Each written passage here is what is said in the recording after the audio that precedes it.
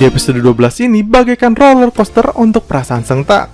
Dia yang awalnya sangat bahagia karena akhirnya bisa menemukan cara menyembuhkan Yongmin, malah harus terjun menjadi sangat terpuruk karena langkah yang dilakukannya dalam mengoperasi salah satu pasien malah berakhir dengan fatal.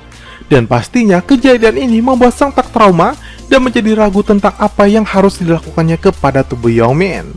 Oke, sebelum kita masuk ke sinopsis episode 12 ini, bantu channel Mimin ini dengan cara menekan tombol subscribe-nya ya, agar Mimin tetap semangat memberikan konten-konten menarik untuk kalian semua. Gue mau. Usai mengatakan fakta sebenarnya tentang Yongmin yang masuk ke dalam tubuhnya ketika bertemu dengan Sejin, Seungtak malah pergi begitu saja karena dimarahi oleh Yongmin. Mereka pun ke tempat sepi untuk berbicara empat mata, di mana masing-masing kekeh kalau apa yang mereka lakukan demi kebaikan. Seungtak merasa apa yang dilakukannya sudah benar, karena ia takut jika Yongmin tidak akan bangun dan justru akan mati. Jadi menurutnya lebih baik jika Yongmin mengatakan semuanya untuk berpamitan. Sedangkan menurut Yongmin dia harus mengikuti peraturan di mana arwah tidak bisa mencampuri urusan yang hidup dan sebaliknya. Karena arwah koma jika terbangun maka dia tidak akan mengingat apapun. Berbeda dengan yang hidup, jika dia tahu semuanya maka kenangannya tidak akan hilang. Jadi ada ketidakseimbangan nantinya yang malah akan menjadi runyam, apalagi jika nantinya Yongmin berakhir dengan kematian.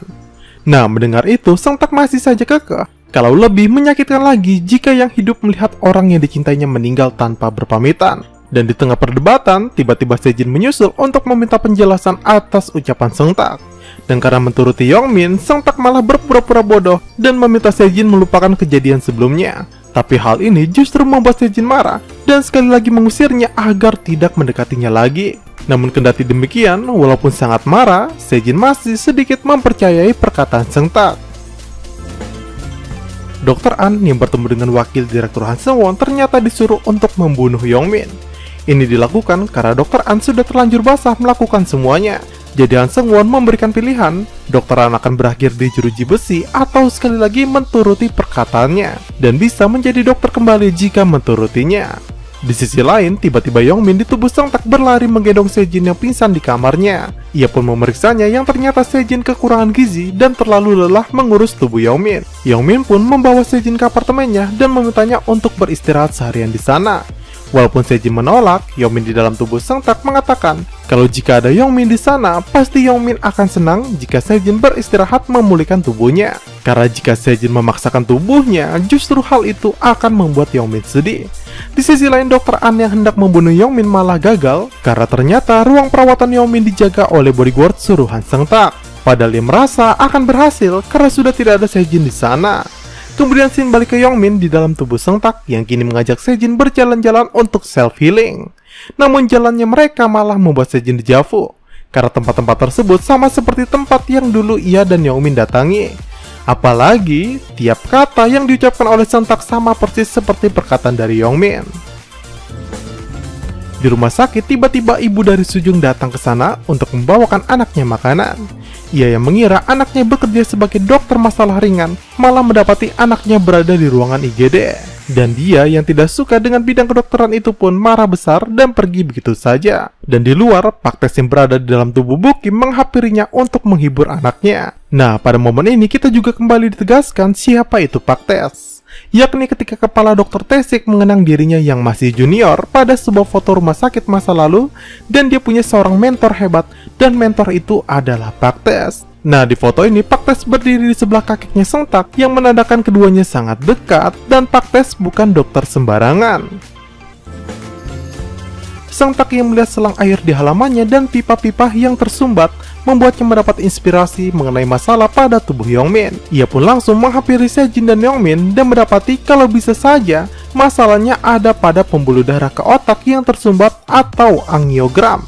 Dan setelah dilakukan pengecekan ternyata dugaan mereka benar bahwa ada yang tak beres dengan arteri di tubuh Yongmin. Semua orang pun menjadi senang sampai-sampai Sejin tanpa sadar memeluk Seungtak. Lalu dengan segera Seungtak mengumumkan terobosan penelitiannya tersebut di rapat para dokter dan merencanakan operasi esok paginya bersama kepala Taesik. Semua dokter yang hadir di sana juga menjadi kagum karena pemikiran Seungtak memecahkan masalah tersebut.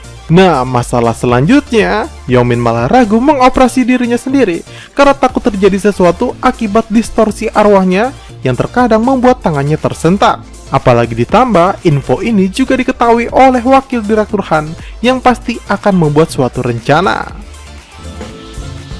Guk-chan tiba-tiba menghampiri Yongmin dan Seong-tak untuk meminta tolong menyampaikan sebuah surat berisikan resep makanan ke kedai istrinya.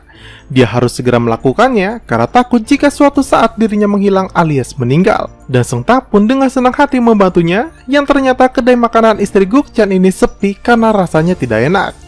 Dan berkat resep asli Guk-chan ini diharapkan nantinya kedai istrinya akan ramai dan memiliki penghasilan sendiri jikalau Guk-chan tiada. Selain itu, Seong-tak juga berpesan agar anaknya Pak Guk-chan ini menjenguk ayahnya di rumah sakit karena ayahnya sangat merindukannya. Di sisi lain, Yongmin meminta pendapat kepada Pak Tae dengan operasinya dan Pak Tae hanya bisa menyerahkan semua atas kehendak alam. Setelah itu, tiba-tiba di ruang perawatan, pasien IGD yang terjatuh sebelumnya dari skuter semakin kritis dan pria itu harus dioperasi arteri utamanya agar nyawanya selamat.